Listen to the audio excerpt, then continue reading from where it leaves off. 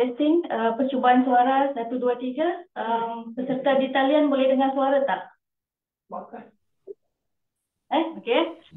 So, saya teruskan. Bismillahirrahmanirrahim. Okey, terima kasih atas respon. Bismillahirrahmanirrahim. Melati kuntum tumbuh melata sayang merbah di pohon cemara.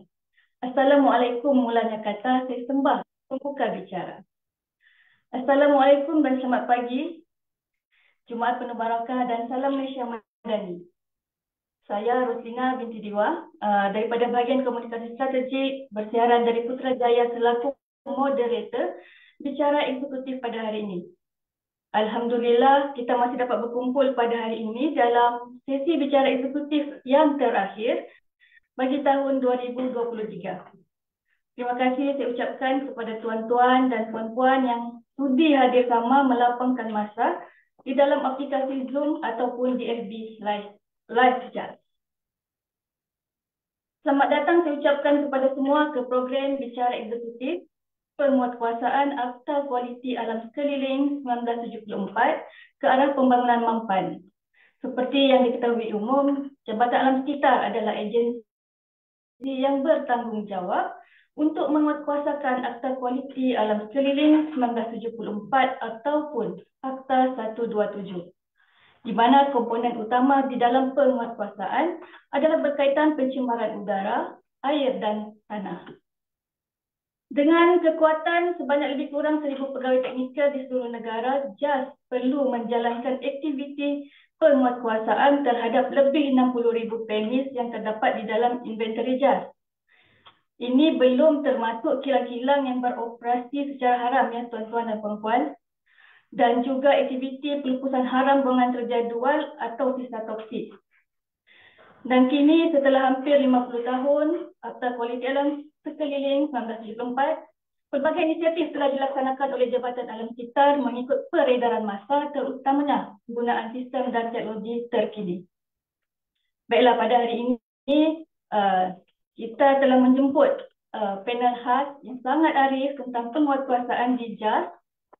Tetapi sebelum berbicara dengan lebih lanjut, ingin saya perkenalkan panel kita pada hari ini. Okay, panel istimewa kita pada hari ini adalah Tuan Haji Syafiee bin Yassin yang telah mula berkhidmat di JAS pada tahun 1992 dan kini merupakan pengarah bahagian penguatkuasaan JAS Ibu Pejabat Putrajaya.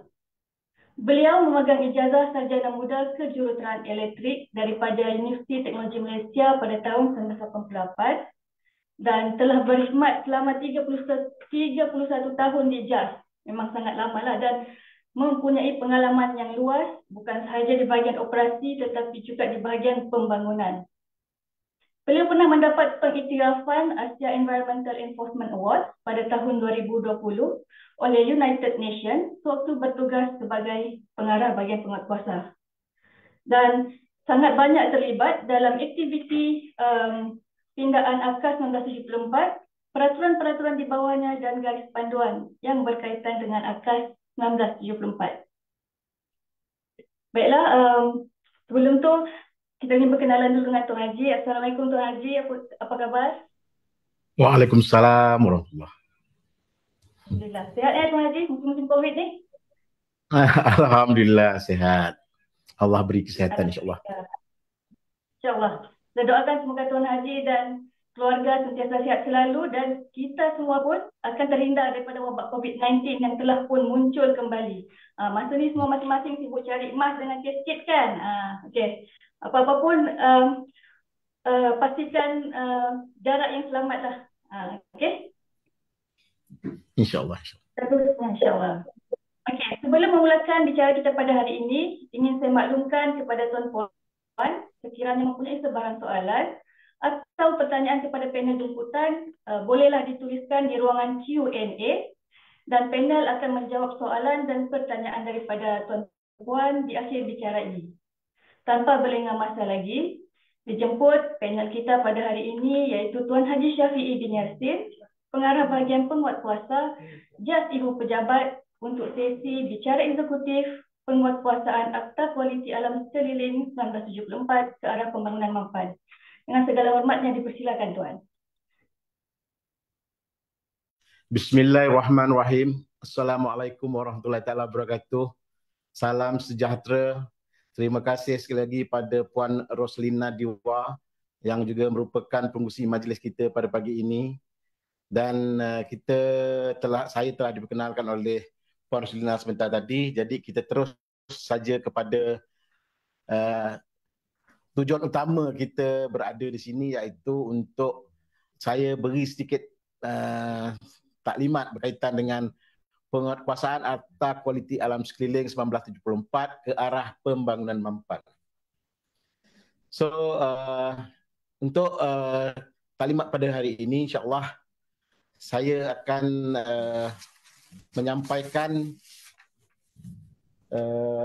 berkaitan dengan dasar alam sekitar negara, visi dan misi Jabatan Alam Sekitar, punca kuasa dan objektif Akta Kualiti Alam Sekeliling 1974, penubuhan dan peranan JAS, serta penubuhan dan peranan Jabatan Alam Sekitar, punca kuasa JAS, peraturan-peraturan dan perintah-perintah kaedah di bawah Akta Kualiti Alam Sekeliling 1974, seterusnya penguasaan dan pengawasan oleh Jabatan Alam Sekitar, isu dan cabaran dalam penguasaan oleh Jabatan Alam Sekitar, dan seterusnya inisiatif ke arah kecemerlangan penyampaian perkhidmatan kepada awam, dan akhir sekali mungkin kita akan maklumkan juga hala tuju penguasaan Jabatan Alam Sekitar Malaysia.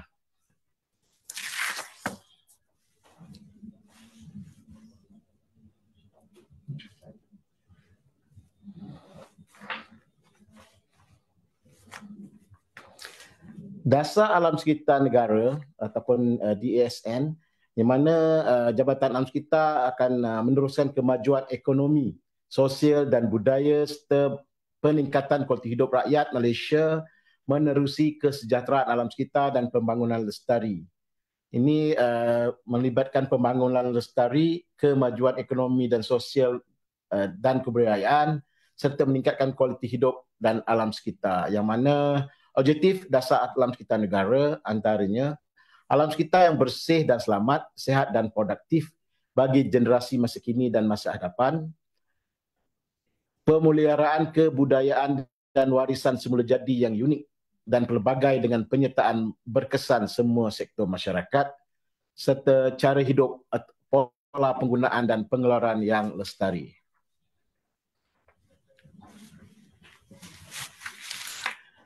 Prinsip dasar alam sekitar negara, Jabatan Alam Sekitar menjalankan pengawasan alam sekitar, pemeliharaan ketahanan dan kepelbagaian alam, peningkatan berterusan kualiti alam sekitar, penggunaan lestari sumber-sumber asli, penyertaan aktif dalam masyarakat antarabangsa, komitmen dan kebertanggungjawab,an peranan sektor swasta dan membuat keputusan bersepadu.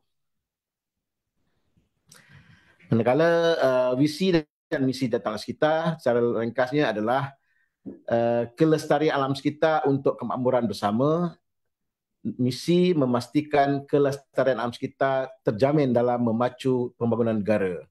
Moto Jabatan Alam Sekitar dalam mungkin yang ada dalam kalangan kita dan saudara tuan-tuan dan puan yang ada di atas talian ini, alam sekitar adalah tanggungjawab bersama, yang mana moto ini memang telah lama Jabatan Alam Sekitar gunakan.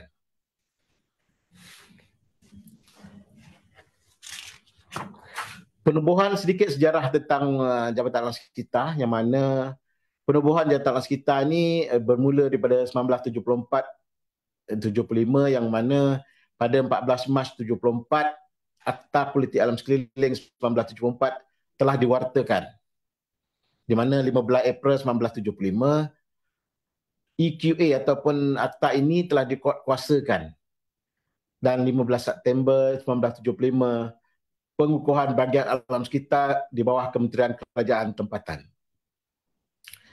Jabatan Alam Sekitar akan menyambut tarikh 15 April 1975 ataupun 15 April itu sebagai hari penguatkuasa setiap tahun.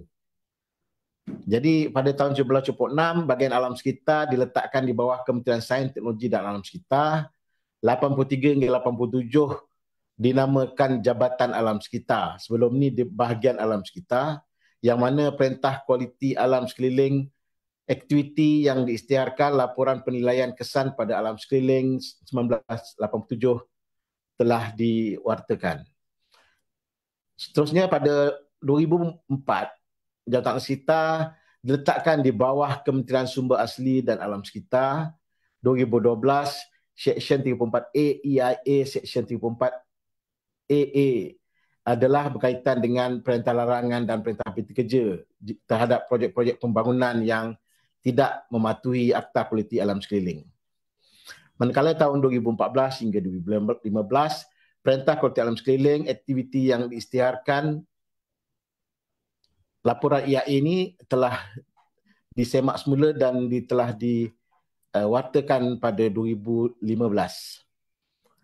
Jabatan Alam Sekitar diletakkan di bawah Kementerian Tenaga, Sains, Teknologi Alam Sekitar dan Perubahan Iklim (MESTEK) pada tahun 2018. 2080, Jabatan Alam Sekitar telah diletakkan di bawah Kementerian Alam Sekitar dan Air, dan seterusnya pada tahun 2022, Jabatan Alam Sekitar di bawah Kementerian Sumber Asli, Tenaga Alam Sekitar dan Perubahan Iklim (NRECC), dan baru-baru ini kita Jabatan Alam Sekitar telah ditempatkan di kementerian yang sebahagian daripadanya adalah anggota daripada NRECC, tapi mungkin nama kementerian itu adalah Kementerian Sumber Asli dan Kelestarian Alam ataupun NRES. Berkaitan dengan peranan Jabatan Alam Sekitar, Jabatan Alam Sekitar telah diamanahkan untuk menjalankan ataupun melaksanakan pengawasan kualiti alam sekitar, yang mana antara yang diawasi adalah kualiti udara, kualiti air sungai, kualiti marine, kualiti air tanah dan kualiti bunyi bising. Jabatan Alam Sekitar juga ada penyediaan input pembangunan dan kebenaran merancang, penglibatan obligasi di peringkat antarabangsa, komunikasi pendidikan dan kesedaran alam sekitar (SEPA) seperti apa yang kita laksanakan pada hari ini, merupakan satu daripada program yang mana kita cuba mendekati orang awam untuk mengambil maklum tentang aktiviti alam sekitar dan peranan Jabatan Alam Sekitar serta peranan yang dimainkan oleh Jabatan Sekitar untuk melaksanakan sebuah aktiviti yang telah dirancangkan. Selain daripada itu, Jabatan Alam Sekitar juga melibatkan pemprosesan dan lesen dan kelulusan bertulis berkaitan Akta Kualiti Alam Sekeliling 1974. Dan ataupun tugas utama Jabatan Alam Sekitar adalah penguasaan Akta Kualiti Alam Sekeliling 1974 dan peraturan-peraturan bawahnya. Ini adalah merupakan satu core subjek daripada Jabatan Alam Sekitar, yang mana Jabatan Alam Sekitar ini merupakan antara jabatan penguatkuasa yang ada di dalam negara ini. Punca kuasa Jabatan Alam Sekitar, peranan utama Jabatan Alam Sekitar adalah untuk mencegah, ini adalah di bawah punca kuasa Jabatan Alam Sekitar itu sendiri, iaitu Akta Kualiti Alam Sekeliling 1974 ataupun Akta 127, yang mana peranan utama Jabatan Alam Sekitar adalah untuk mencegah, mengawal, mengurangkan pencemaran dan mempertingkatkan alam sekitar melalui penguasaan Akta Kualiti Alam Sekeliling 1974 dan perundangan subsidiarinya. Perkara alam sekitar mungkin terletak di bawah bidang kuasa Kerajaan Persekutuan, Kerajaan Negeri atau dikongsi antara kedua-duanya, iaitu senarai bersama. Akta Kualiti Alam Sekeliling 1974, di mana seksyen di bawah akta ini adalah 51 seksyen, yang ini adalah merupakan cadangan untuk pindaan hari itu, yang melibatkan 89. Sebenarnya kalau kita lihat akta itu sendiri, yang mana melibatkan mungkin contohnya seksyen 36, dia ada 36A, 36B, 36C, 36D, E dan seterusnya. Jadi perkara-perkara ini memang dalam semakan semula Jabatan Sekitar, terutamanya dalam fasa 1, yang mana Jabatan Alam Sekitar dalam proses untuk meningkatkan penalti serta standard dan compound yang akan dinyatakan, di mana fasa 1, pindaan fasa 1 ini telah dibentangkan untuk sebutan pertama di Parlimen pada 16 November yang lalu, dan seterusnya insya-Allah pada bulan Mac akan datang. Akta fasa 1 ini, pindaan akta fasa 1 ini akan disebut ataupun dibaca pada kali kedua, dan seterusnya dibaca kali ketiga untuk kelulusan. Untuk makluman juga, yang mana akta ni merupakan sebenarnya telah pun fasa 1 ini telah pun diluluskan pada Oktober 2022 yang lalu, memandangkan pembubaran Parlimen beberapa hari selepas daripada akta fasa 1 itu diluluskan di Parlimen. Maka untuk Parlimen yang baru, akta ini perlu dibentangkan semula kepada ahli Parlimen. Jadi seterusnya peraturan Kualiti Alam Sekeliling ini mengandungi 18 peraturan, 15 perintah dan 2 kaedah. Selain daripada itu, Jabatan Alam Sekitar juga menguasakan bahagian 4, iaitu pelindungan pemeliharaan alam sekitar laut, Akta Zon Ekonomi Eksklusif 1984. Objektif Akta Kualiti Alam Sekeliling 1974 adalah dari segi mencegah pencemaran, yang mana terdapat larangan terhadap pencemaran ini disebabkan disebabkan oleh kenderaan, kapal atau premis yang menjadi pembawa yang ditetapkan atau premis yang ditetapkan. Di mana laporan mengenai kepesan pada alam sekeliling akibat aktiviti yang ditetapkan juga adalah bagi mencegah pencemaran. Seterusnya, kuasa juga ada untuk menghapuskan pencemaran, yang mana kuasa kawal penggunaan bahan keluaran dan menyatakan pelabelan alam sekeliling, kuasa untuk menyatakan kaedah mengenai skim deposit dan rebate, ses, serta kuasa menuntut kos dan perbelanjaan.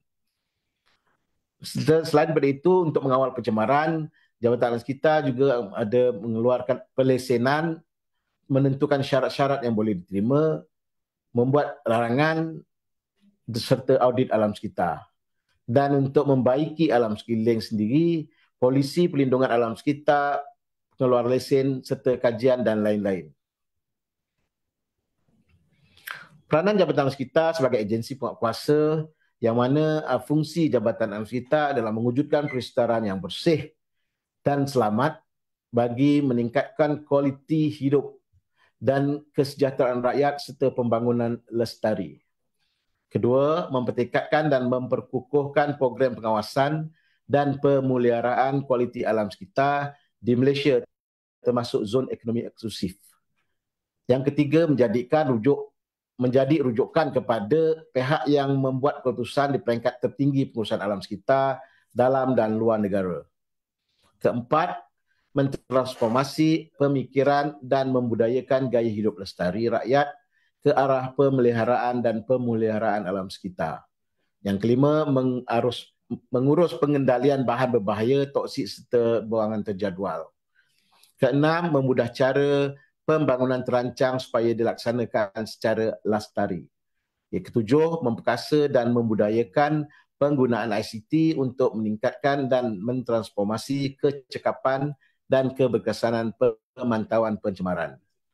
Yang ke-8, merupakan pihak berkuasa yang kompeten dalam menyuarakan pendirian negara dalam pengurusan alam sekitar di peringkat antarabangsa. Yang ke-9, membangunkan keupayaan dan kompetensi dalam kalangan pihak yang berkepentingan. Dan yang ke-10, penerapan dan pelaksanaan konsep mesra alam sekitar di dalam semua aspek pembangunan termasuk industri hijau. Berkaitan dengan peraturan perintah kaedah kualiti alam sekeliling, sebenarnya seperti yang dimaklumkan tadi, daripada jumlah peraturan-peraturan itu, 3 fungsi utama Jabatan Alam Sekitar, iaitu mengawal pencemaran kualiti air, kualiti udara dan buangan terjadual.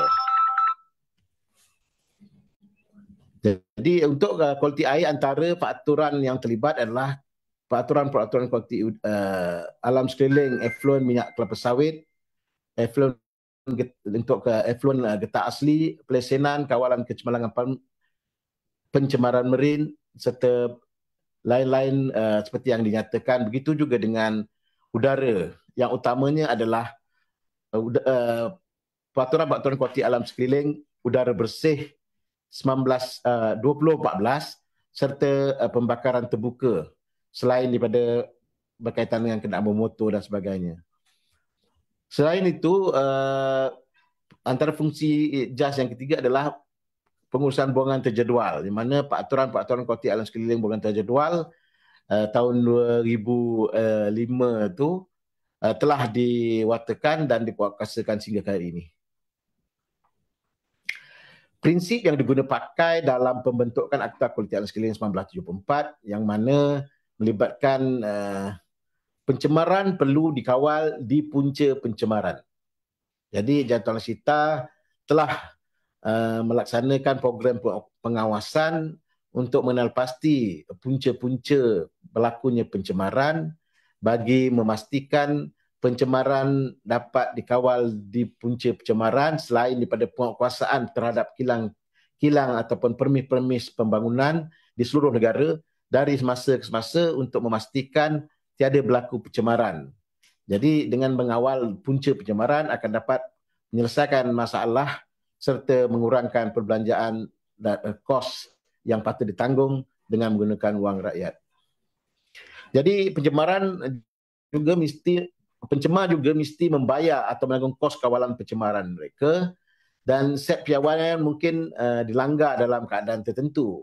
Yang ini mungkin Jabatan kita akan letakkan syarat tertentu untuk memberikan lesen pelanggaran, misalnya untuk contohnya seperti bila permohonan untuk menaik tarafkan sistem pengolahan efluen sesuatu permis itu, maka satu lesen pelanggaran akan dikeluarkan bagi tempoh tentu untuk memberi peluang pada industri meningkatkan sistem pengolahan efluen yang ada di permis mereka. Begitu juga dengan piawaian yang tertentu ni boleh ditentukan jika standard piawaian tidak mencukupi untuk melindungi alam sekitar. Contohnya jika untuk kilang kelapa sawit misalnya, 3 negeri iaitu Johor, Sabah dan Sarawak telah meningkatkan dia standard untuk keperluan oksigen biologinya, iaitu BOD-nya kepada 20 miligram per liter saja, yang mana standard yang sebenarnya adalah 100 miligram per liter. Tapi 3 negeri ini telah meningkatkan pada 20 saja, yang mana Jabatan Sita sebenarnya dalam usaha peningkatan standard ini mungkin sedang juga membuat semakan terhadap peraturan-peraturan selain pada kelab sawit dan yang lain-lain untuk memastikan perkara standard yang ditetapkan ini adalah selaras dengan kehendak semasa.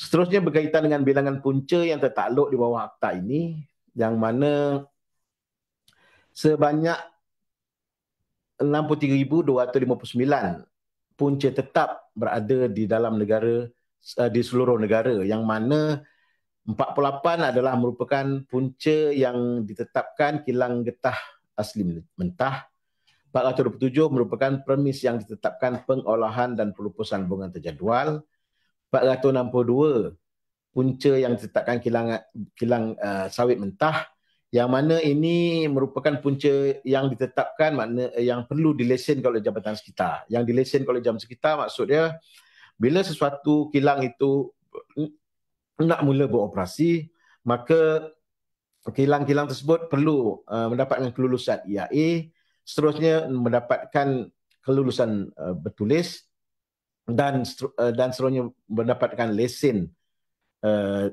untuk pengoperasian kilang. Berbeza dengan permis yang bukan ditetapkan sebanyak 62,322, yang mana lesen adalah dikeluarkan oleh pihak berkuasa tempatan.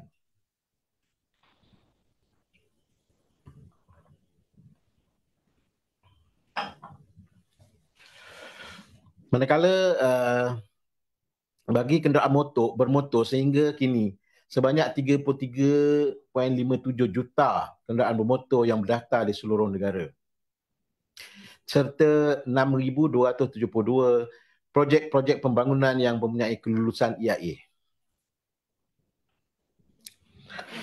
Dari statistik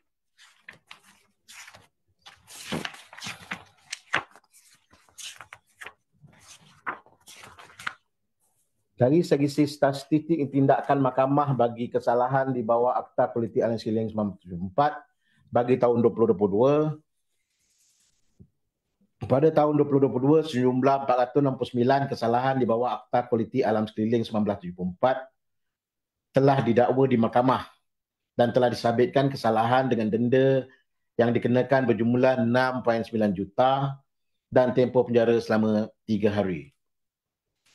Antara kesalahan-kesalahan yang biasa dilakukan oleh pihak berkepentingan ataupun pemaju, contohnya yang biasanya adalah berkaitan dengan pencemaran kualiti air di bawah Seksyen 25.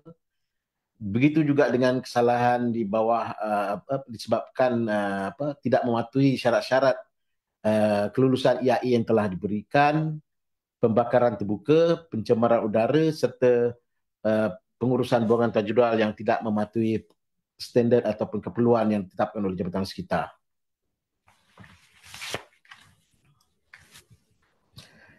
Statistik tindakan kompaun bagi kesalahan di bawah Akta Kualiti Alam Sekeliling 1974 bagi tahun 2022, sejumlah 9,337 kompaun telah dikeluarkan sepanjang tahun 2022 kepada permis dan individu untuk pelbagai kesalahan di bawah Akta Kualiti Alam Sekeliling 1974. Yang mana jika kita lihat daripada slide yang telah di depan tuan-tuan dan perempuan ini, terdapat kompaun sejumlah 6,615 ataupun melibatkan 70.84% adalah merupakan kesalahan daripada kawalan pelepasan ataupun berkaitan dengan pengurusan buangan terjadual. Dan seterusnya yang lainnya adalah seperti 7.45 ataupun melibatkan 7.97% merupakan berkaitan dengan pelepasan efluent pendastrian yang tidak mematuhi standard. Jadi memang kita Jabatan Sekitar ni dari sejak mula lagi peraturan efluent ni ada dan Jalan Akta ni ada, dan kita memang sentiasa menguatkuasakan dan untuk kompaun ini bagi Peraturan Kualiti Alam Sekeliling 19 Peraturan Kualiti Alam Sekeliling Efluent Pendastrian 2009, yang mana kompaun telah dimasukkan sebagai satu elemen yang perlu dikenakan, yang mana sebelum ini tidak dikenakan kompaun bagi kesalahan di bawah peraturan ini. Next.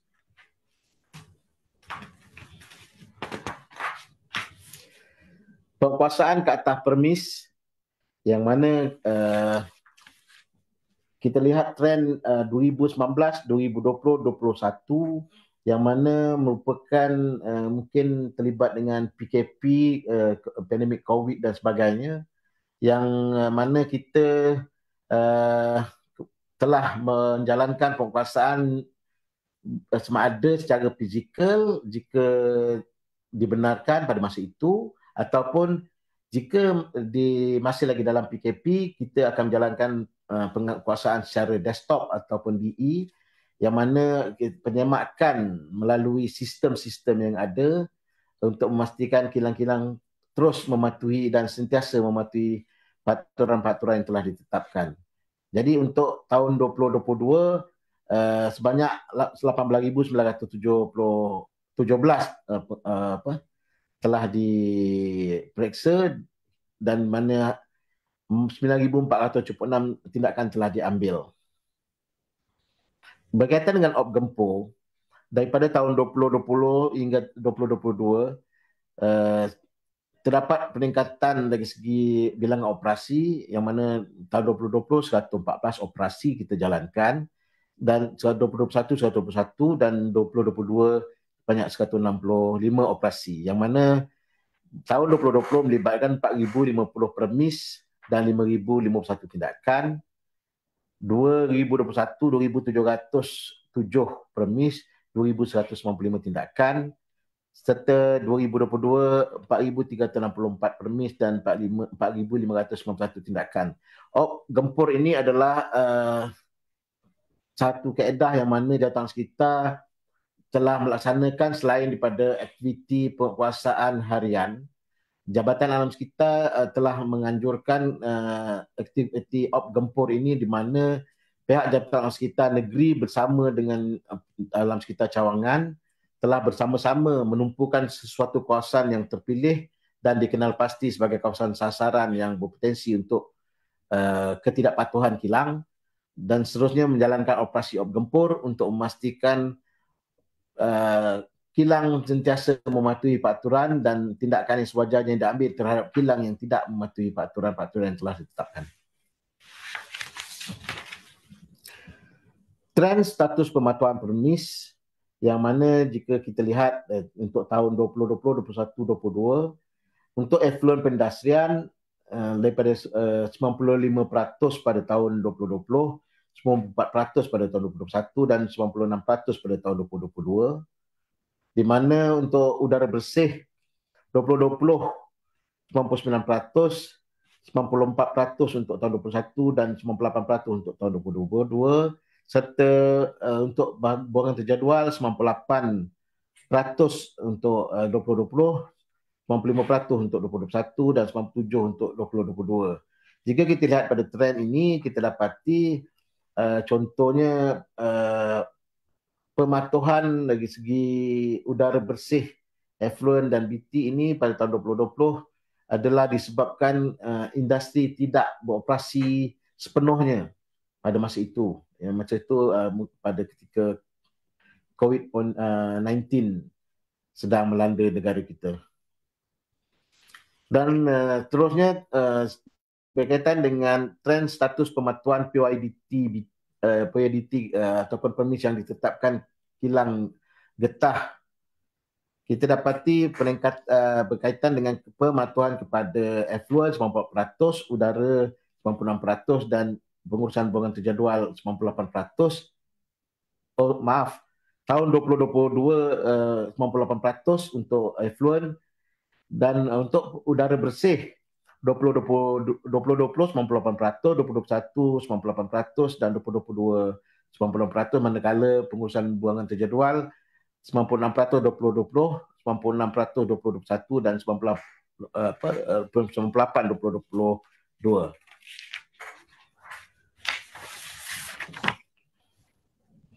Bagi permis PYDT yang lain seperti BT dan PYBDT, kita dapati peratusan effluent bagi PYDT BT 97, 93, 91 untuk tahun 2020, 2021, 2022.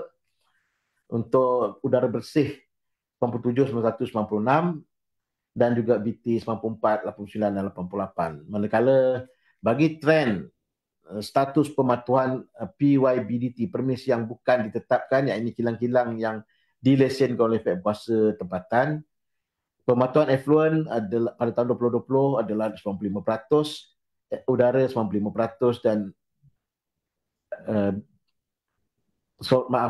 tahun 2021 95% dan tahun 2022 96%. Manakala untuk udara bersih 99% untuk tempoh tersebut, dan juga bagi BT 98 untuk tahun 2020 dan 2 tahun berikutnya 99, mencatatkan 99%. Ini merupakan sedikit pecahan ataupun sebaran permis-permis yang melibatkan permis-permis yang ditetapkan minyak kelapa sawit mentah serta tindakan undang-undang terhadap kilang sawit yang telah diambil oleh semua penguasa Jabatan Alam Sekitar, yang mana contohnya kita lihat di Sabah sebanyak 52 notis telah dikeluarkan, 7 kompaun telah dikeluarkan dan 5 penahanan kelengkapan operasi telah dibuat, di mana ini melibatkan 132 kilang, yang mana ini adalah merupakan jumlah yang tertinggi di dalam Malaysia. Selain pada itu, contohnya Perak hanya ada 44 permis, tapi 105 kompaun telah dikeluarkan dan 12 notis telah dikeluarkan untuk kilang-kilang di Perak. Seterusnya berkaitan dengan pemantauan kilang getah asli mentah. Kita dapati mungkin kilang getah asli mentah bukan lagi merupakan isu besar di negara-negara kita, yang mana bilangannya mungkin telah kekurangan hanya pada 44 permis saja, dan dari segi pematuhan juga tak ada negeri seperti Negeri Sembilan ada 10, kita ada 4 notis dan 1 kompaun dikeluarkan. Dan Pahang kita ada 8 notis dikeluarkan dan 4 kompaun telah dikeluarkan terhadap 5 premis di negeri Pahang. Bagi pengurusan bunga ataupun kemudahan PYD-TBT bunga terjadual ataupun kemudahan rawatan dan pelupusan sistem terjadual 2022, Johor mencatatkan 178 kompaun dan 34 notis terhadap 69 premis yang ada di seluruh negeri Johor. Manakala di Perak hanya ada 33 premis dan 69 kompaun telah dikeluarkan.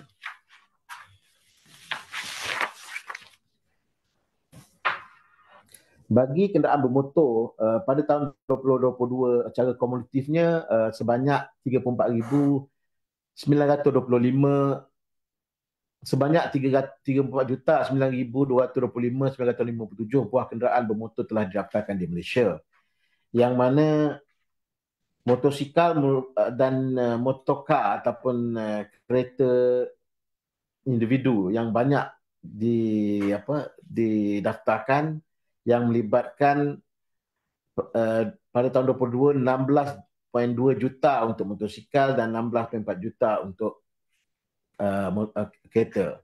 Begitu juga dengan yang lain-lain mungkin mencatatkan bilangan yang agak rendah, kecuali kalau kita lihat kenderaan barang, misalnya pada tahun 2022 1.39 juta kenderaan telah didaftarkan.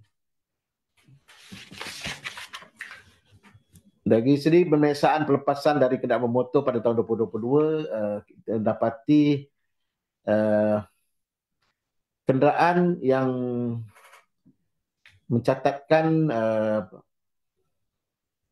pematuhan yang agak tinggi adalah seperti bas 98.9% dan kereta 100%, dan kalau lori hanya 97.7%, van 99.3% dan juga pickup 99.2%. Jadi pada tahun 2022 ni sebanyak 5,856 pemeriksaan penguasaan telah dilakukan di seluruh negara, yang mana sejumlah 429,965 buah kenderaan diesel telah diperiksa dan sebanyak 631 buah kenderaan telah dipound kena gagal mematuhi had pelepasan asap hitam sebanyak 50% ataupun 50% kelegapan. Manakala 47 kenderaan telah dikenakan perintah larangan beroperasi sehingga lulus ujian asap semula oleh Jabatan Alam Sekitar.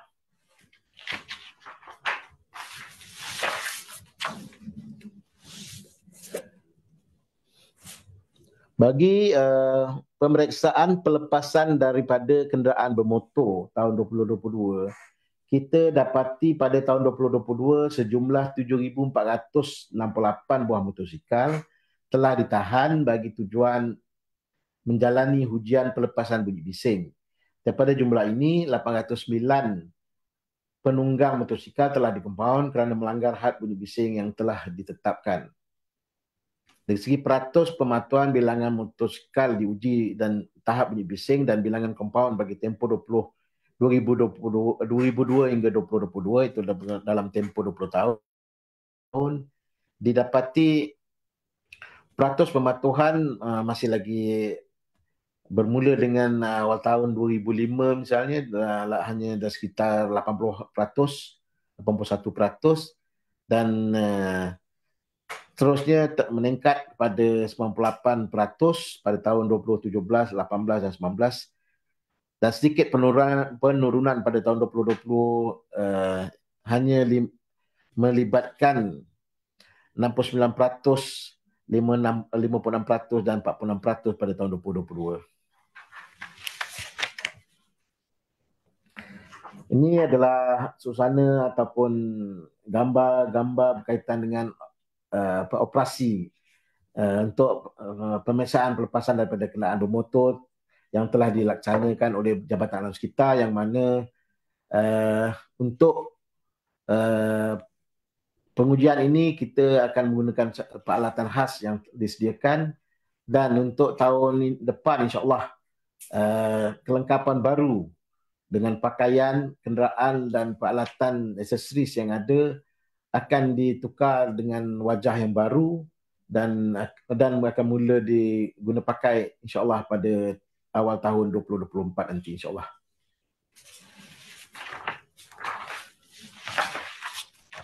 Seterusnya berkaitan dengan penguasaan terhadap aktiviti yang ditetapkan EIA. Jadi Jabatan Sekitar ni selain daripada menguatkuasakan kilang, kita juga menguatkuasakan kenderaan bermotor. Kita juga menguatkuasakan punca-punca lain seperti tapak pelepasan sampah, loji air, dan juga loji-loji indah water konsortium dan loji-loji individu. Selain daripada itu, kita juga menguatkuasakan aktiviti-aktiviti ditetapkan EIA, yang mana kita telah melaksanakan sejumlah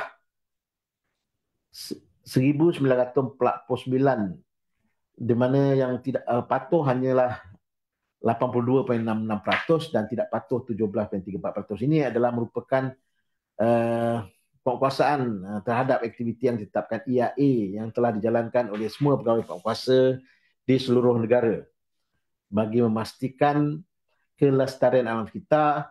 Pemantauan syarat-syarat pemantauan pada syarat-syarat dipantau secara dekat supaya semua projek-projek dapat mematuhi syarat-syarat yang telah ditetapkan. Kalau kita tengok daripada slide yang telah di depan tuan-tuan dan perempuan ni, kita dapati contohnya di Pahang sebanyak 380 siasatan telah dibuat, yang mana kita dapati 44 tidak patuh dan manakala 424 adalah jumlah total yang disiasat di Pahang. Next.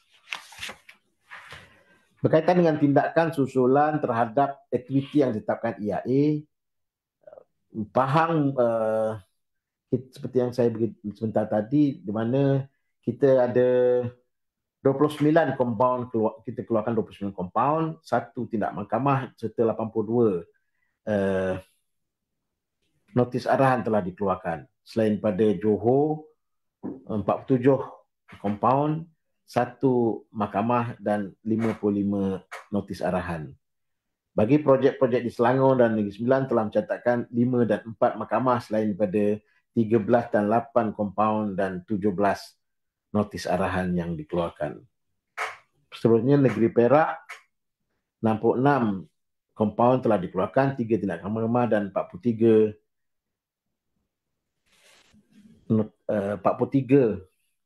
notis arahan telah dikeluarkan. Jadi kalau kita lihat di dalam slide ini juga kita dapati terdapat perintah larangan juga telah dikeluarkan di Kelantan misalnya. 1 perintah larangan telah dikeluarkan, dan begitu juga dengan tindakan-tindakan pada hadap negeri-negeri yang telah dicapai oleh negeri-negeri yang lain. Yang ini merupakan sedikit gambar-gambar berkaitan dengan siasatan ataupun pemeriksaan pematuhan pada syarat-syarat EIA yang telah dijalankan oleh Jabatan Alam Sekitar, dan juga terdapat juga program ini dilaksanakan secara bersepadu dengan agensi-agensi lain untuk menguatkuasakan semua syarat-syarat di bawah bidang kuasa agensi berkenaan. Jadi kalau kita lihat antara aktiviti penguasaan EIA di tapak projek perumahan misalnya, kita dapati pembukaan tanah yang luas jika tidak dikawal seperti membuat tanaman rumput atau turfing, maka boleh menyebabkan banjir lumpur dan sebagainya, serta akan mencemarkan mungkin kawasan rendah ada padan dengan projek berkenaan seperti kampung ataupun industri dan sebagainya. Itu juga jika kita juga ada melibatkan penguasaan, aktiviti penguasaan di IAE di tapak projek-projek lombong ataupun kuari dan juga projek ladang hutan seperti di Kelantan yang telah dijalankan. Next.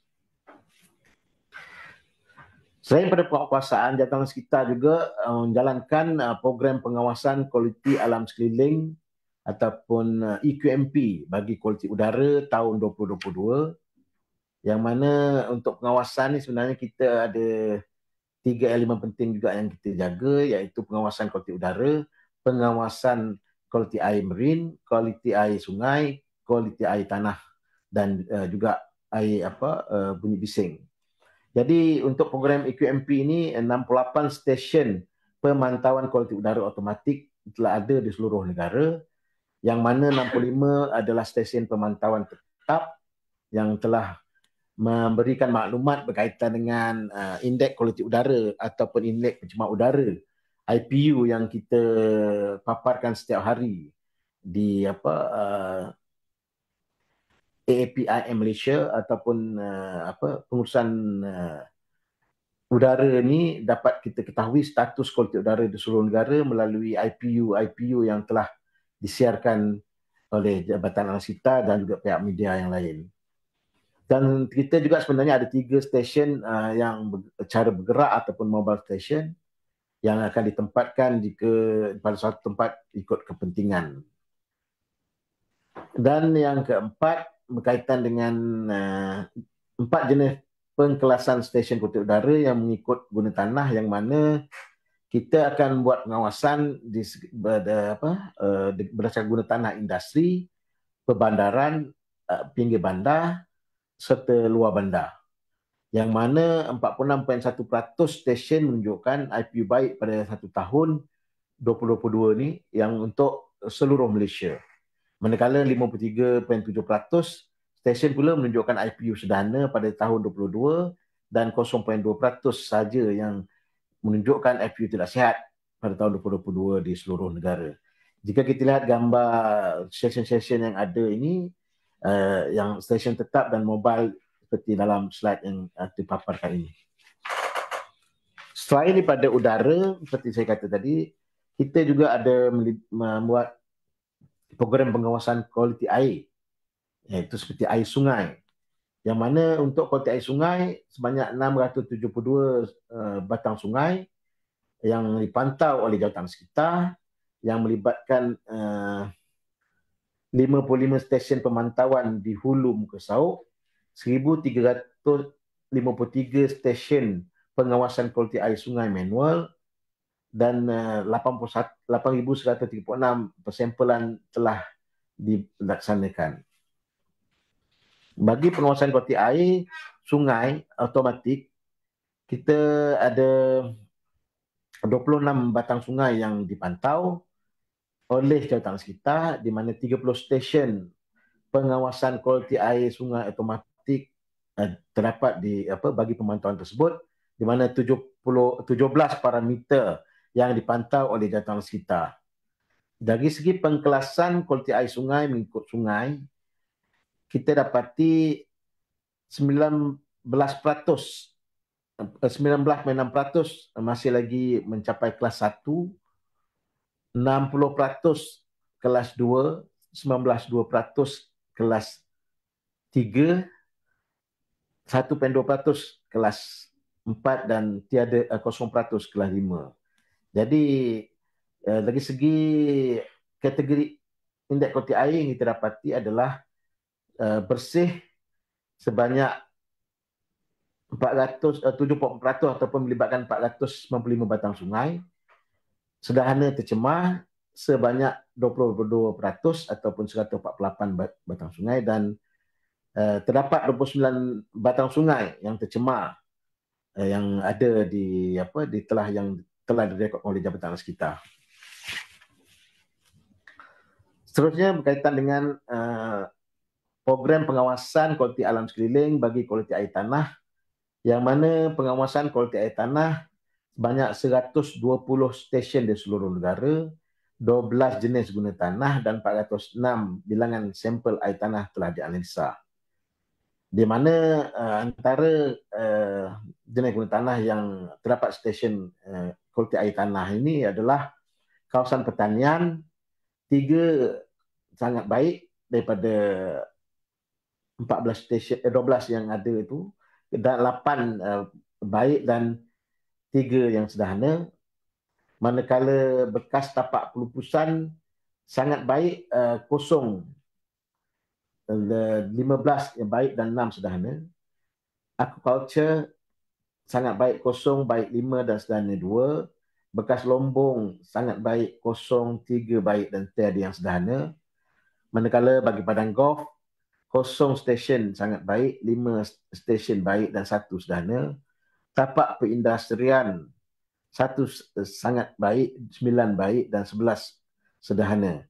Bekalan air hanya 4 stesen yang ada yang berstatus ataupun berkategori baik, dan untuk luar bandar 4 stesen baik dan 1 sederhana. Manakala kawasan peranginan mencatatkan 1 stesen baik dan 1 stesen sederhana, dan bekas tapak perusahaan bangkai haiwan 10 stesen mencatatkan kualiti yang baik dan 4 sederhana. Jadi kerja-kerja pensampelan kualiti air tanah seperti dalam slide yang telah dipaparkan ini, yang menunjukkan stesen itu telah menggunakan pump untuk mengepam air tersebut untuk diambil sampel dan dibuat analisa dan pengukuran bagi pemastian kepada kualiti air tanah tersebut.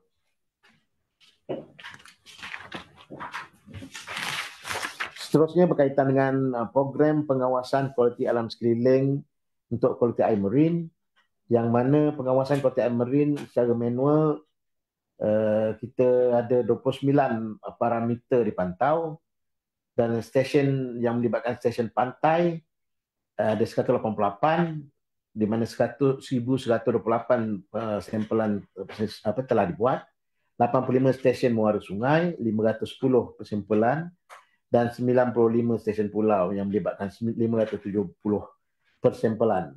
Jadi pengawasan kualiti air marine automatik, kita dapati 10 stesen automatik telah ada di seluruh negara, dan 14 parameter yang telah dipantau. Bagi status kualiti air marine, water quality ataupun status kualiti air marine, kita dapati bagi stesen pantai 46.8% atau 88%, 88 stesen telah mencatatkan kualiti yang baik, dan 61 stesen atau 20.4% dan sangat baik, 32.4% baik dan 20.7% sederhana. Jadi kita lihat dari segi pulau, 54 stesen atau 57% mencatatkan bacaan ataupun kualiti terbaik, 20 stesen ataupun 21% juga mencatatkan untuk stesen yang baik dan juga stesen yang sederhana, manakala 1 stesen mencatatkan tercemar. Manakala di muara sungai 3 stesen telah mencatatkan tercemar, dan 7 stesen mencatatkan terbaik, 10 stesen mencatatkan baik, dan juga 65 stesen mencatatkan sederhana. Seterusnya berkaitan dengan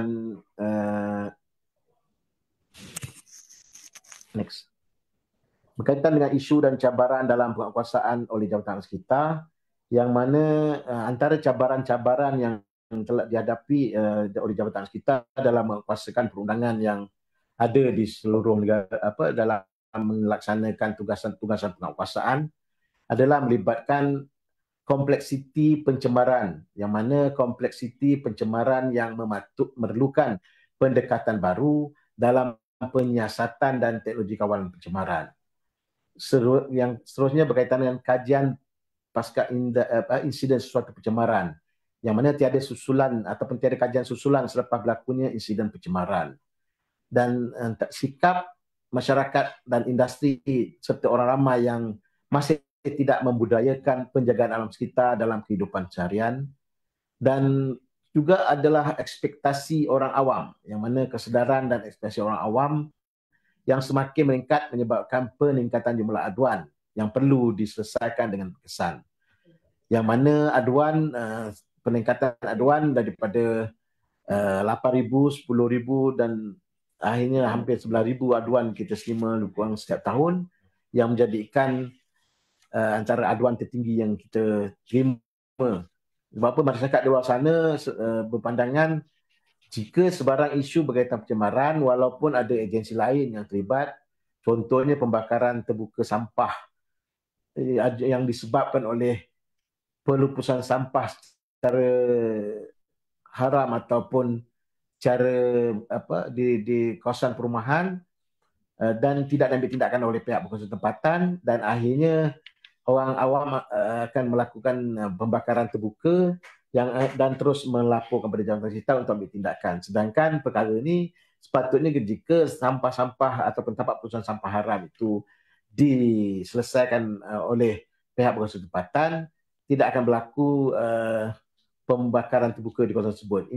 Begitu juga dengan jika tapak tersebut dibiarkan, ada pihak tertentu berambil kecepatan untuk membuang pelupusan ataupun membuat pelupusan buangan terjadual ataupun e-waste, yang mana e-waste ini akan diletakkan di situ dan kemungkinan juga akan terbakar bersama dengan sampah-sampah lain yang dibakar, yang menyebabkan udara toksik di sekitar kawasan tersebut dan akibatnya menyebabkan aduan dan juga masalah pada orang awam itu sendiri.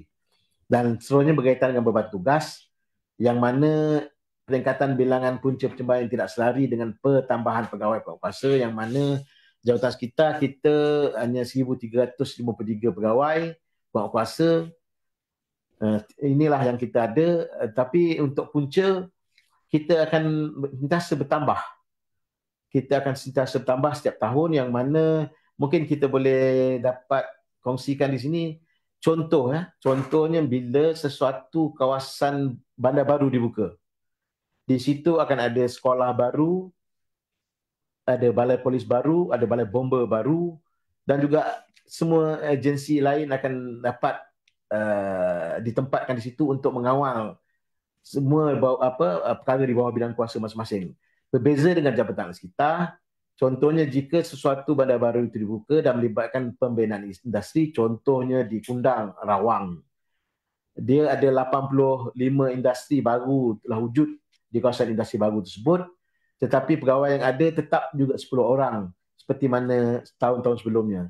Sedangkan pembangunan berterusan dan pertambahan punca juga berterusan, tetapi pertambahan kaki tangan masih lagi dalam usaha untuk kita usahakan penstrukturan semula Jabatan Sekitar yang telah sekian lama tidak dapat selesaikan.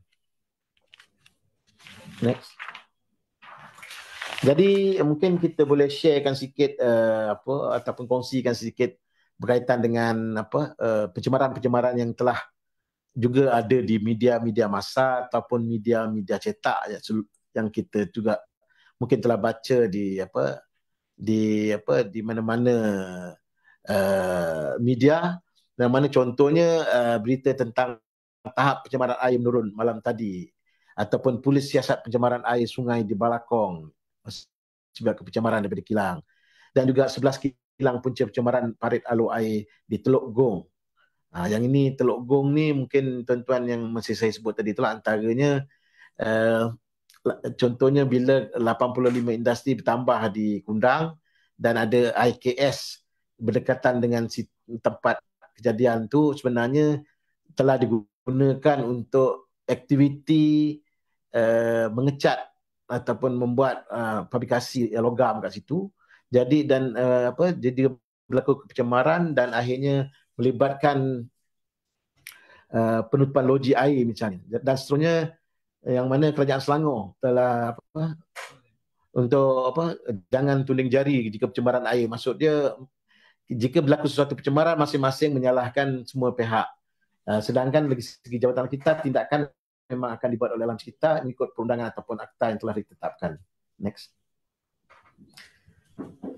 Hingga kan yang di Tuan Agong pun dalam Cemilan Sungai Gong ini telah menyatakan kekesalan beliau tetap terhadap pelaku pada pencemaran sungai tersebut yang menyusahkan rakyat, dan seterusnya berkaitan dengan projek takungan air pinggiran sungai yang dicetuskan oleh diperluas di Selangor bagi mengelakkan daripada kejadian-kejadian tutup loji air yang menyebabkan terputus bekalan air untuk jika berlaku contohnya di Sungai Selangor yang melibatkan 1.5 juta akaun dan melibatkan kesusahan rakyat dapat pembekalan air.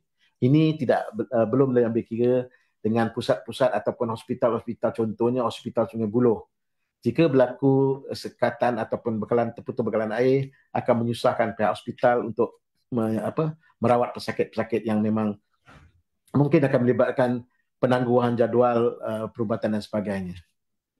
Next.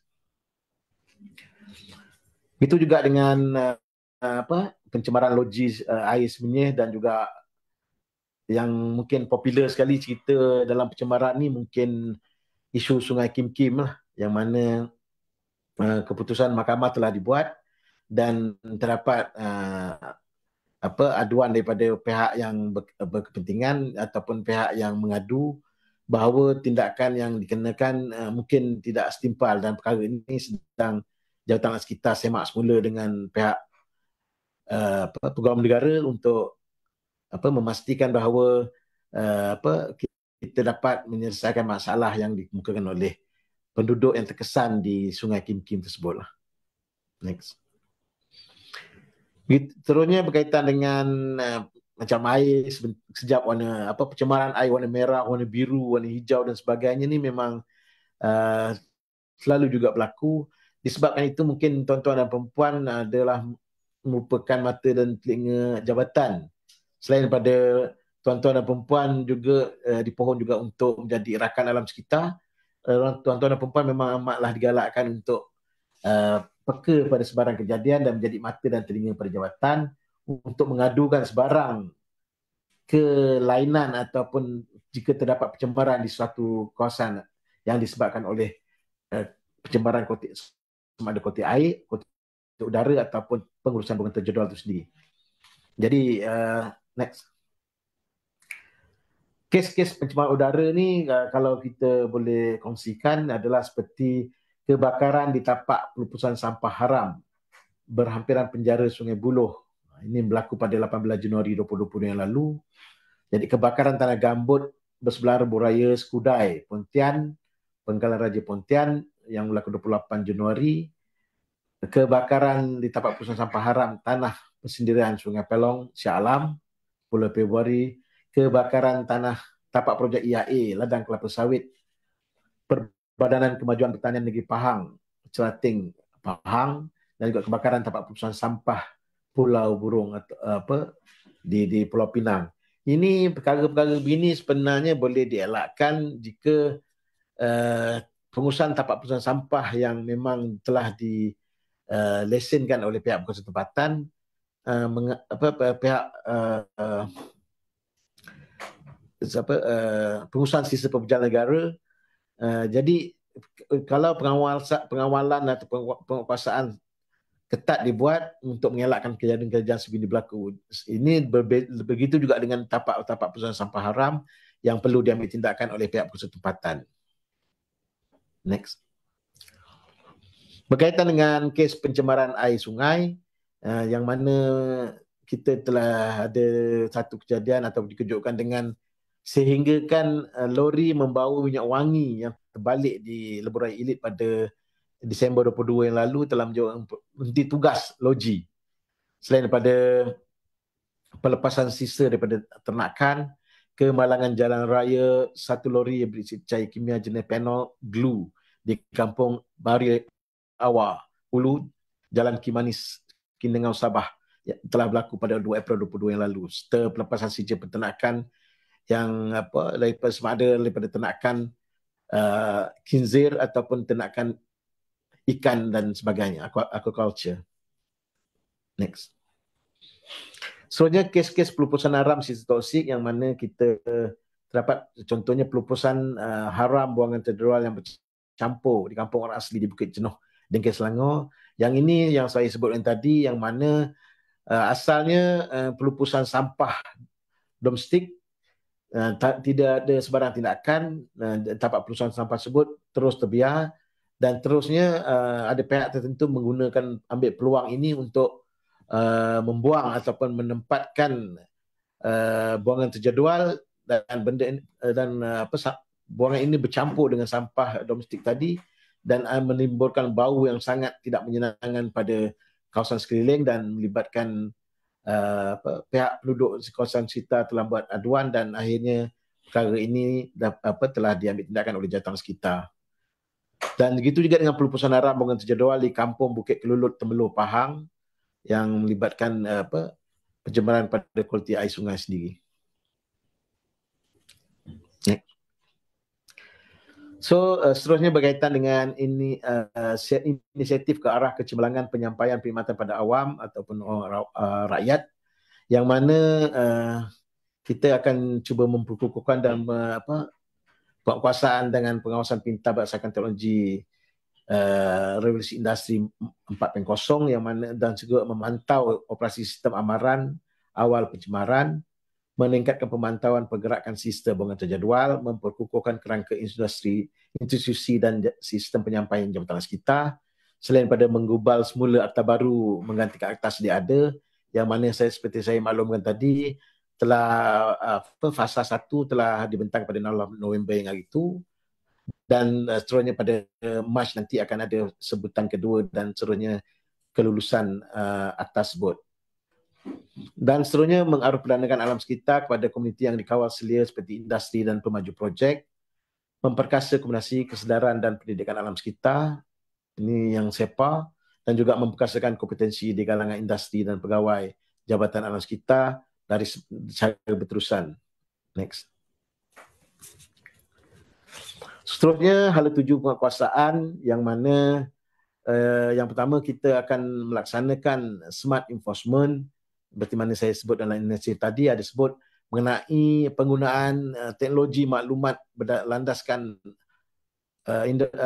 revolusi industri 4.0 untuk membantu penguasaan yang lebih bersasar dan berkesan, yang mana penggunaan alat peralatan yang telah digunakan oleh jawatan sekitar seperti drone, sama ada drone day ataupun night type of drone, yang mana kita boleh mengenal pasti contohnya bila operasi di waktu malam dibuat dengan kita menaikkan drone itu, walaupun industri itu misalnya telah menjalankan operasi tapi telah menghenti operasi bila mengetahui pihak berkuasa jawatan sekitar sedang mengawasi mereka ataupun memantau mereka, tetapi dengan menggunakan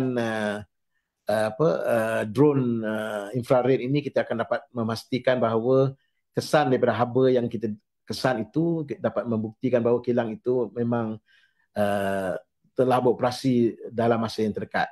Jadi tindakan susulan kita akan ambil untuk buat penguasaan di premis tersebut. Seterusnya pemegasaan berkaitan dengan EQMP yang seperti saya sebut tadi, dan juga melaksanakan penguasaan bersasar dan berkesan yang mana antaranya kita akan tumpukan pada loji-loji kumbahan, industri, kimia dan PYDTBT, yang kita juga akan meningkatkan lagi op gempur dan op gerak. Op gempur adalah untuk industri dan op gerak adalah untuk penguasaan kendaraan bermotor, serta mempertingkatkan tindakan penguasaan kawasan yang bermasalah. Kita akan membuat siasatan. Daripada itu, ke industri yang mencatatkan pematuhan rendah juga adalah merupakan tumpuan utama jabatan. Selain daripada kita akan membuat semua pemantauan terutamanya di kawasan-kawasan bawah daripada takat pengambilan air. Dan selain pada kawasan-kawasan yang sering menerima aduan dan punca yang di atas takat pengambilan air tersebut. Selain daripada itu, 95% pendaftaran waste incinerator ataupun pengeluar buangan terjadual kita akan telah menguatkuasakan penggunaan e-Swiss cara mandatory sekarang ni, yang mana memastikan bahawa industri mendaftar dan menggunakan rekod yang ada dalam e-Swiss tersebut. Next. Seterusnya mewujudkan pelan komunikasi yang mana meningkatkan kesedaran alam sekitar melalui media cetak, media elektronik dan media sosial, serta memperkasa fungsi dan peranan 3P, iaitu infografik serta poster dan sebagainya, video pendek. Jika tuan lihat nanti TikTok dan sebagainya, jawatan juga sedang memperkemaskan SEPA jabatan untuk memastikan semua rakyat dapat dibekalkan maklumat kaitan dengan pengurusan alam sekitar. Dan seterusnya, untuk menambah baik prosedur EIA, misalnya pemansuhan TOR bagi jadual pertama, pemantauan secara berterusan kualiti alam sekitar dan pemakluman kelulusan laporan EIA. Selain daripada itu juga kita akan meningkatkan imej fungsi integriti dengan pelan reformasi jabatan, pemakaian pakaian seragam yang mana kelulusan daripada BUPA telah kita perolehi.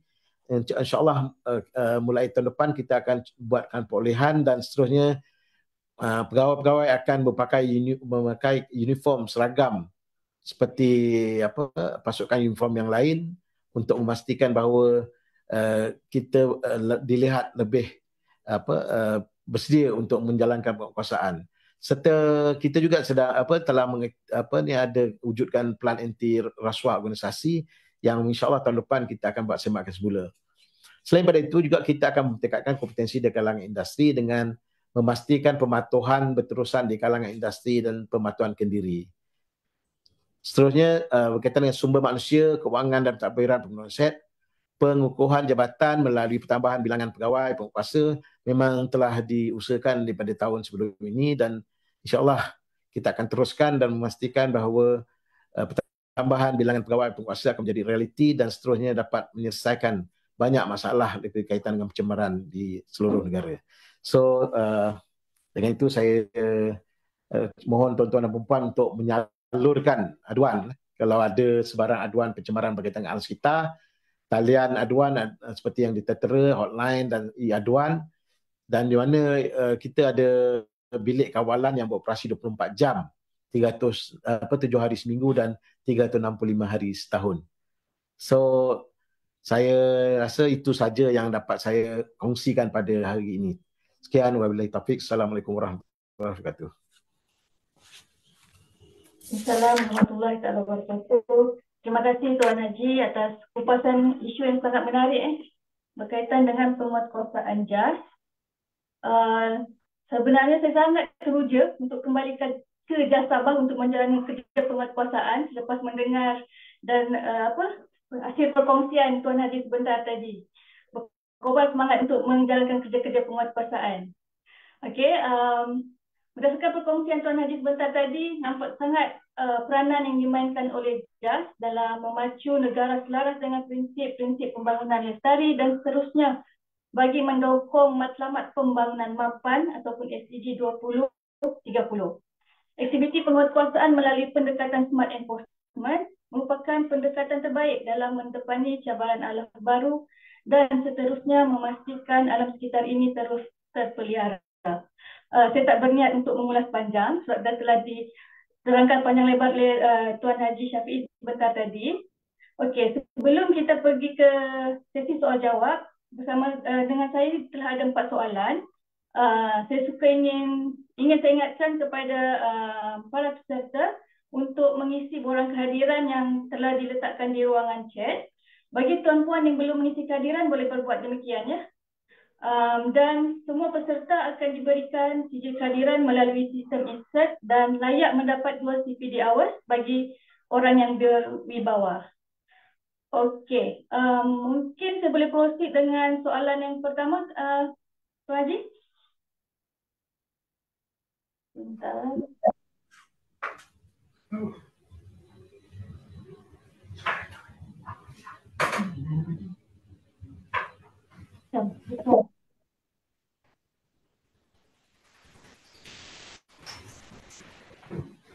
Okey, soalan yang pertama adalah adakah penggunaan manual consignment note dibenarkan?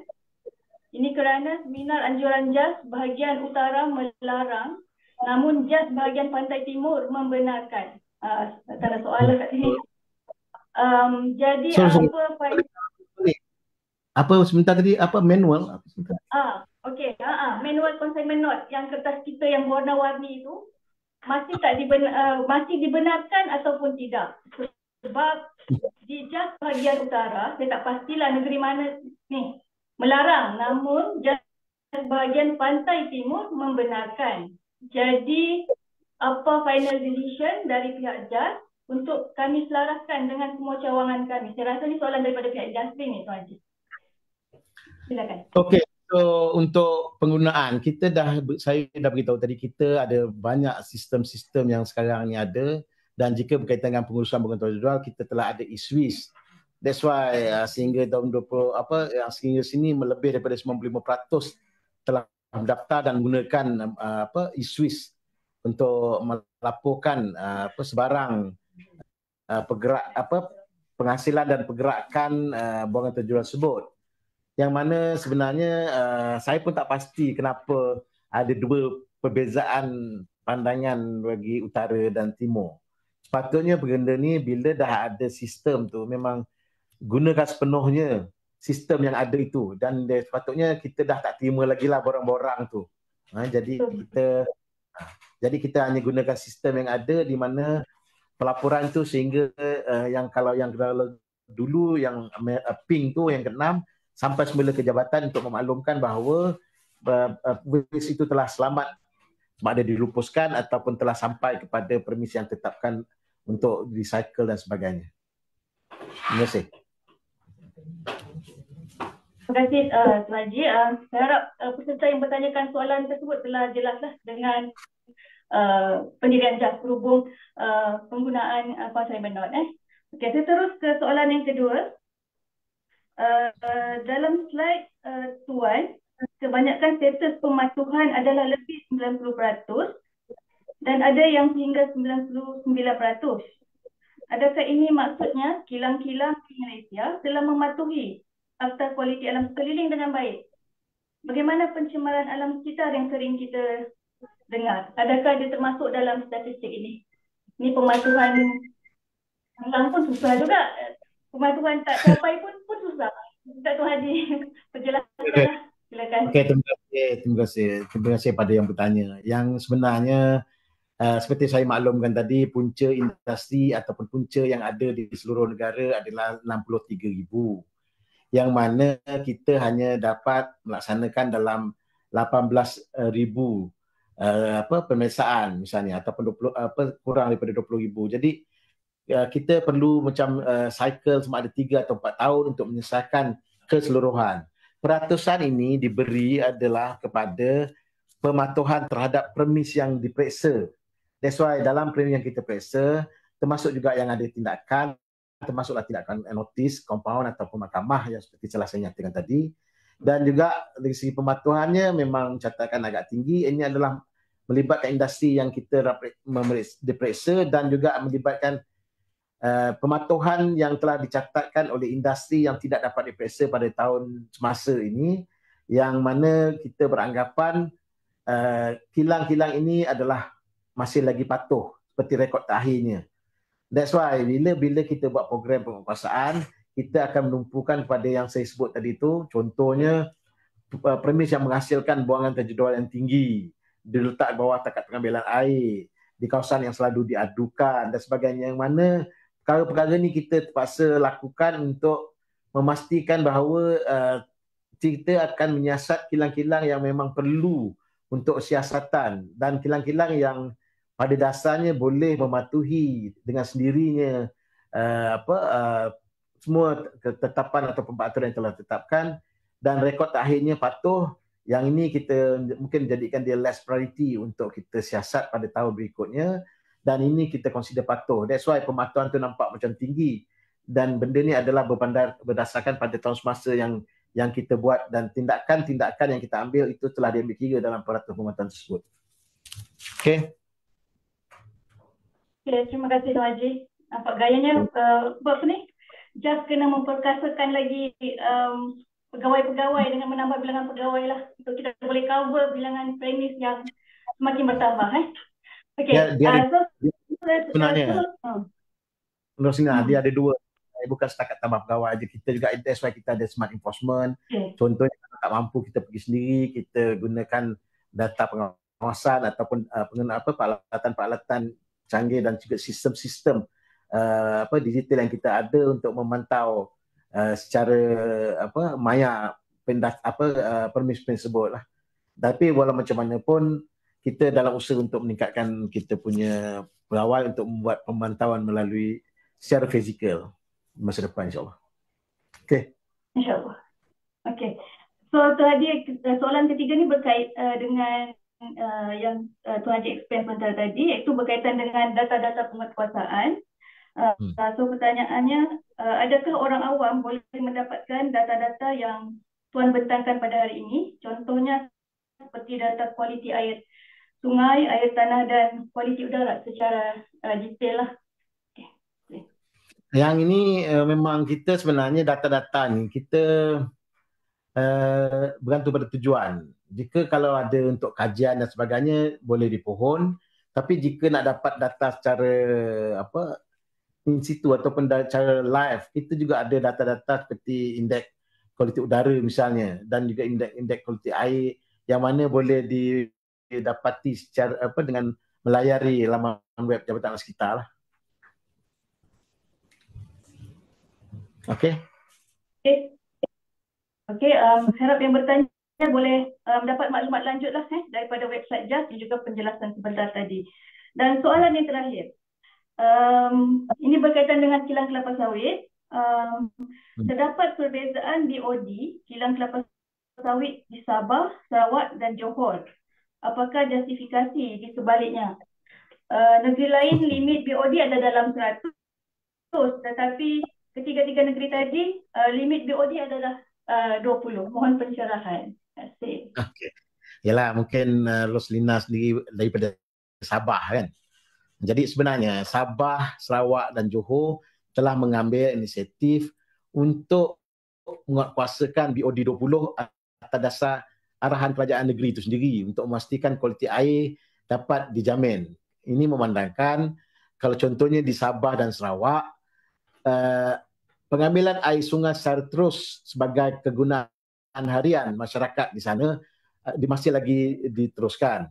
Jadi bekalan air dengan kawalan kualiti air untuk memastikan kualiti yang boleh dianggap bersih dan boleh digunakan oleh orang awam dapat diambil dapat dibekalkan secara berterusan kerana penggunaan secara terus masyarakat di Sabah dan Sarawak terhadap sumber air di sungai yang ada, yang mana bekalan air paip misalnya mungkin belum sampai di tempat-tempat berkenaan. Jadi langkah kerajaan negeri adalah untuk memastikan bahawa kawalan pencemaran dapat dibuat tingkat awal untuk memastikan guna sungai itu masih lagi boleh dijadikan sebagai sumber pada masyarakat terutamanya di luar bandar di Sabah dan Sarawak. Bagi di Johor pun, kerajaan negeri Johor yang meminta supaya BOD 20 itu dikuasakan negeri Johor untuk kilang kelapa sawit bagi memastikan masalah-masalah pencemaran yang disebabkan kelapa sawit ini dapat dikawal. Dan walau bagaimanapun jabatan seperti kata tadi dalam kajian semula pun undangan tersebut semua ada keperluan untuk kita meningkatkan BOD 20 untuk kita kuasakan di seluruh negara. Itu saja. Okay, terima kasih Tuan Haji. Okay, berkaitan dengan BOD itu memang itu persoalan yang biasa dilontarkan oleh para peserta seminar atau webinar lah. Okey, saya rasa cukup untuk 4 soalan hari ini. Saya tengok di skrin pun tak ada soalan tambahan. Okey, tapi sekiranya ada soalan ataupun kemusykilan, tuan-puan boleh berhubung terus dengan pihak Jabatan Alam Sekitar lah. Ini kepada pihak industri lah, sebab saya difahamkan bersama dengan kita hari ini turut hadir pihak industri dan juga pegawai-pegawai JAS negeri lah. Okey, dengan jawapan terakhir daripada panel kita, maka berakhirlah sesi bicara eksekutif pada hari ini. Bagi pihak Rusia, saya ingin merakamkan penghargaan dan terima kasih kepada panel jemputan kita, Tuan Haji Syafiee bin Yasir pada hari ini, dan juga syabas kepada tuan-puan yang telah hadir dari awal hingga ke akhir bicara. Saya nak berpantun ni. Bunga dedap di atas para, anak dusun pasang pelita. Kalau tersilap tutur bicara, jemari disusun, maaf dipinta. Dan sebelum saya mengakhiri program kita pada pagi ini, diharapkan perkongsian ilmu pada pagi ini dapat memberi manfaat kepada tuan-puan semua.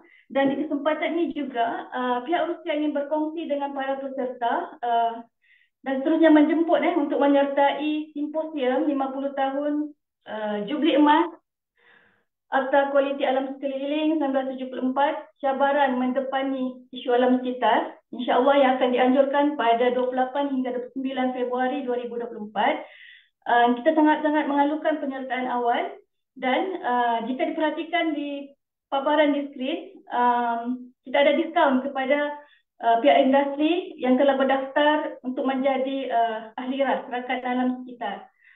Dan CPD Awards pun banyak, 12 dan boleh claim dengan HRDF lah. Okey, saya rasa itu sahaja untuk hari ini. Pihak Rusia ingin mengucapkan selamat menyambut Hari Krismas kepada tuan-puan yang meraihkan dan selamat menyambut Tahun Baru 2024. Segala salah silap mohon dimaafkan dan semoga bertemu lagi di sesi bicara yang lain insya-Allah. Assalamualaikum warahmatullahi wabarakatuh dan salam sejahtera. Waalaikumsalam.